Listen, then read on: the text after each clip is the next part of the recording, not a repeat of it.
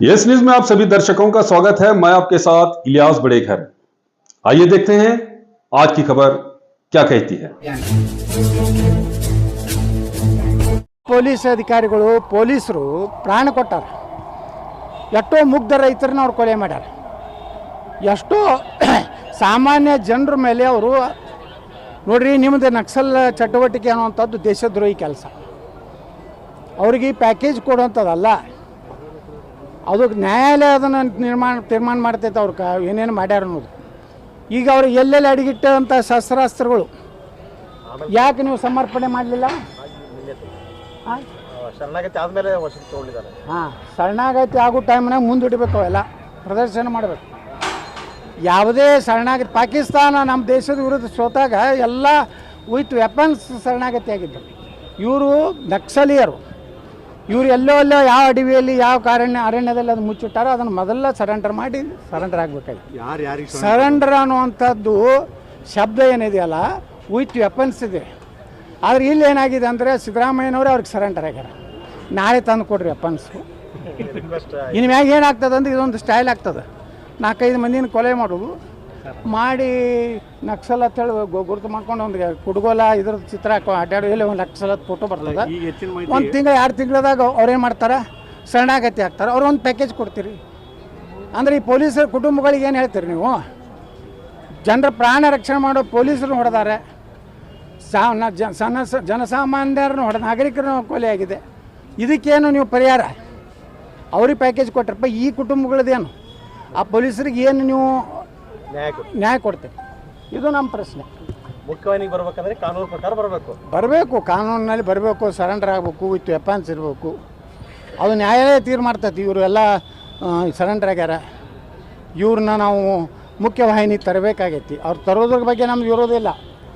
ನಕ್ಸಲರ ಒಳಗೆ ತಪ್ಪಿ ಯಾಕಾದ್ರೆ ಯುವಕರಲ್ಲಿ ಇಂಥವೆಲ್ಲ ತಪ್ಪು ಇದನ್ನು ಕೊಟ್ಟು ಈ ದೇಶನಾಗ ಏನಾಗೈತೆ ಅಂದರೆ ದೇಶದ ವಿರುದ್ಧ ಬಾಯಿಗೆ ಬಂದಂಗೆ ಮಾತಾಡೋದು, ಹಿಂದುತ್ವದ ವಿರುದ್ಧ ಮಾತಾಡೋದು, ಈ ರೀತಿ ಒಂದು ಫ್ಯಾಷನ್ ಆಗಿದೆ. ಆ ಫ್ಯಾಷನ್ದಿಂದ ಇವತ್ತು ಮುಗ್ಧ ಯುವಕರು ಹೋಗಿರ್ತಾರೆ. ಅವರು ವಾಪಸ್ ಮುಖ್ಯವಾಹಿನಿ ತರಬೇಕಾದ್ರೆ ಅವ್ರು ತಿಳುವಳಿಕೆ ಬಂದಾಗ ಅವ್ರು ಬಂದು ಸರೆಂಡರ್ ಆಗುವಾಗ ಎಲ್ಲ ಶಸ್ತ್ರಾಸಹಿತ ಆಗಿ ಅವ್ರಿಗೆ ಒಂದು ಜೀವನ ಕಲ್ಪಿಸುವಂಥ ಒಂದು ವ್ಯವಸ್ಥೆ ಮಾಡಬೇಕು ಹೊರತು ನೀವು ಏನೇನೋ ಮಾಡ್ಕೊಂಡು ಪ್ಯಾಕೇಜ್ ಕೊಡ್ತೀನಿ ಅಂದರೆ ಇನ್ನು ಎಲ್ಲರೂ ಅದೇ ಮಾಡ್ತಾರೆ. 4 ಹೊಡಿತಾರೆ, ಒಂದು 6 ತಿಂಗಳು ಗಪ್ ಹಾಕ್ತಾರೆ, ಮುಂದೆ ಬಂದು ಸರೆಂಡರ್ ಇರ್ತಾರೆ, ರೊಕ್ಕ ಕೊಡ್ತೀರಿ. ಸರ್, ನಿನ್ನೆ ಸಭೆಯಲ್ಲಿ 17 ಜನ ಫೋನ್ ಮಾಡಿದ್ದಾರೆ ನಿನ್ನೆ ನನಗೆ. ನಾವೆಲ್ಲ ಹೋಗೀವಿ. ನಾವು ಯಾರೂ ಆತ್ಮಸಾಕ್ಷಿಯಾಗಿ ಹೋಗಿಲ್ಲ.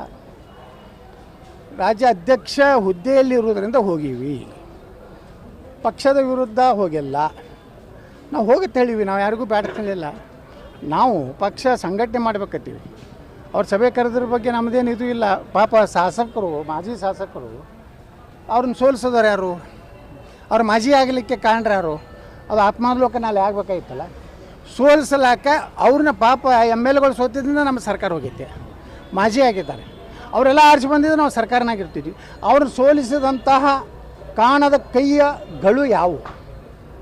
ಆ ಕೈಗಳು 2 ಅದಾವೋ 4 ಅದಾವೋ ನಿನ್ನೆ ಚರ್ಚೆ ಆಗಿದ್ರೆ ಪಾಪ ಅವರು ಈಗ ಸಾಂತ್ವನ ಹೇಳಕತ್ತಾರ, ನೀವು ಸೋತೀರಿ, ನಾವು ಇಲ್ಲೆಲ್ಲ ಹೊಂದಾಣಿಕೆ ಮಾಡ್ಕೊಂಡಿದ್ವಿ, ಪಾಪ ನೀವು ಸೋತೀರಿ. 2 ವರ್ಷದ ನಂತರ ಈಗ ಬೇಕಾಗಿತ್ತು ನಮ್ಮ ಶಕ್ತಿ. ನೀವು ಮಾಧ್ಯಮದವ್ರು ಏನಿದ್ರಲ್ಲ, ಈ ಒಂದು ಯತ್ನಾಳರ ಗುಂಪನ್ನು ಬೇಡ್ರಿ, ನಿಷ್ಠಾವಂತ BJPಯ ಗುಂಪಿನ ಪರಿಣಾಮದಿಂದ ಮಾಜಿ ಶಾಸಕರಿಗೆ ಗೌರವ ಸಿಕ್ತು ಅಂತ ಹೊಡಿರಲ್ಲ. ನಾವು ರೊಕ್ಕ ಕೊಡೋದಿಲ್ಲ, ಆ ಮಾತು ಬೇರೆ. ಹೊಡೀರಿ, ನಿಮಗೂ ಗೌರವ ಬರ್ತದೆ. ಇವರೆಲ್ಲ ವಕಫ್ ಸಲುವಾಗಿ ಹೋರಾಟ ಮಾಡಕತ್ತಾರ.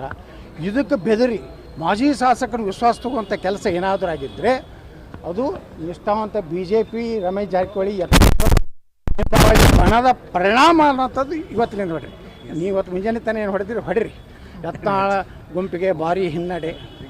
110 ಮಾಜಿ ಶಾಸಕರು, 110 ಮಂದಿ ಎಲ್ಲಿದಾರ ರೀ, ಎಲ್ಲಿ ತೋರಿಸಿ ಲೆಕ್ಕ ಕೊಡ್ರಪ್ಪ, ನಿಮ್ಮ ಮಾಧ್ಯಮದವರೇ ಕೊಡ್ರಿ. ಸುಮ್ಮನೆ ಹೊಡಿದನ್ನು ಅವ್ರು ಅಂಕಿ ಕೊಟ್ಕೊಳ್ಳೋಣ.